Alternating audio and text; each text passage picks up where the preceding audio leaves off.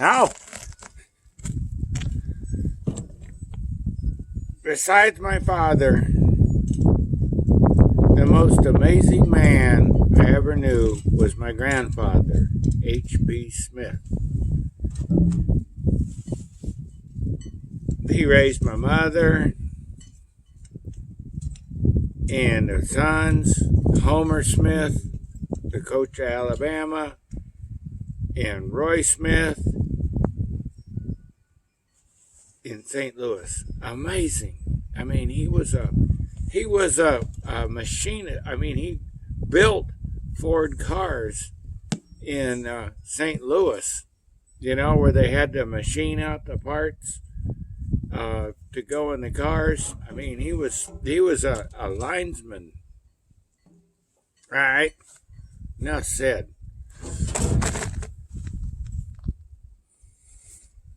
The sun's bad. Now, he was a great man. Taught me how to wash my hands.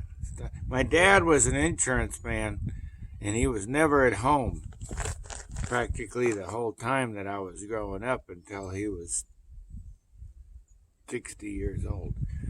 So I would stay out. I would live with HP and learn how to fish, and he just pretty much turned me loose and let me go out and go fishing, you know, go bow fishing, or, you know, shooting arrows. So he was a pretty much, but he was never there. He was always at the dealership, you know, which was kind of strange. They just cut me loose on this island in the Platte River, and there was nobody else there, so I did pretty much, I could do whatever I wanted to unsupervised, and, you know, but still, I managed to do fine. But you know, this is the first part of my series. You know, I know I'm skipping way back. You know, I grew up in Omaha, you know, doing the old 5 miles a day to the school, but, you know, that was, everybody says that. But I like the stories about HP. And he was very important to me. He was, even though I didn't see him much. You know, I didn't see my dad much. You know, they provided me with a cord of opportunities to be able to do what I want to. What are you doing, Cosmo?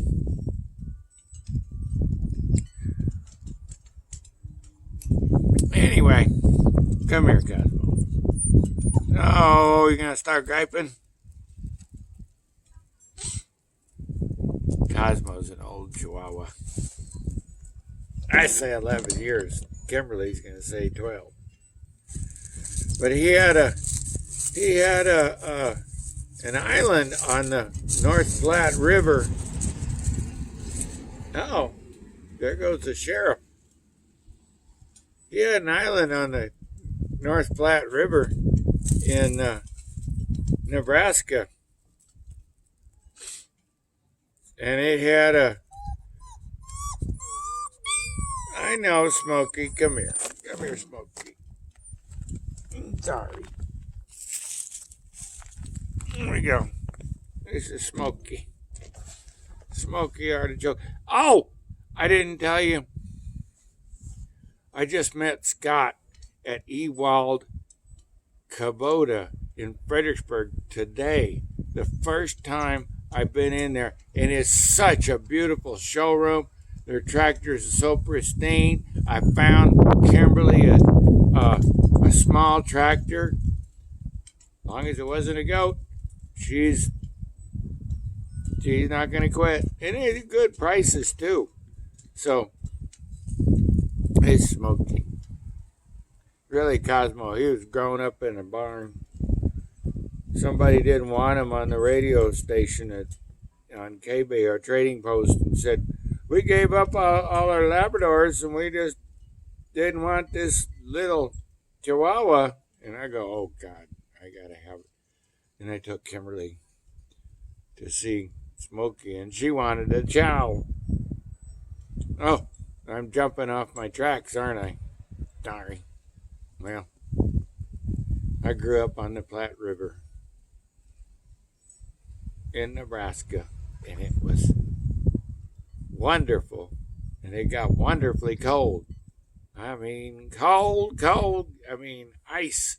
So we'd put on our ice skates. That's how, we didn't have shoes. We just had ice skates. That's how we got around, is ice skates. Yeah. Me and my buddy Paul Fleming, John Stewart, Pete Borchman, Mike Pelusiak, who we called Pasakanaki. Y'all never going to get over these stories I got. I mean, that is just the beginning of the stories from there up to here. And I'm sorry. Sometimes I get real emotional about some of my stories, but I'll remember what they are and keep you posted. But we had a good time with hobos and picking morel mushrooms, Spring Lake, all that stuff. My dad was great. When he wasn't on the road, he would be out in our boat, our little flat bottom boat, inventing names for lakes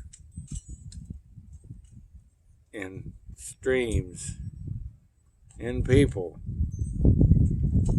because that's all they had to do.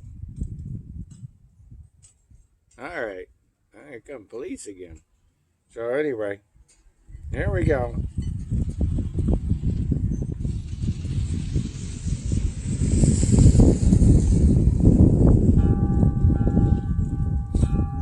Well, that was a local law enforcement just drove by. I don't know if that was the sheriff in town. But we'll see y'all next video. And don't forget to call Ewald Kubota and tell him I sent you. They're not giving me. I don't get no commission. I just went there and getting Kimberly a tractor maybe.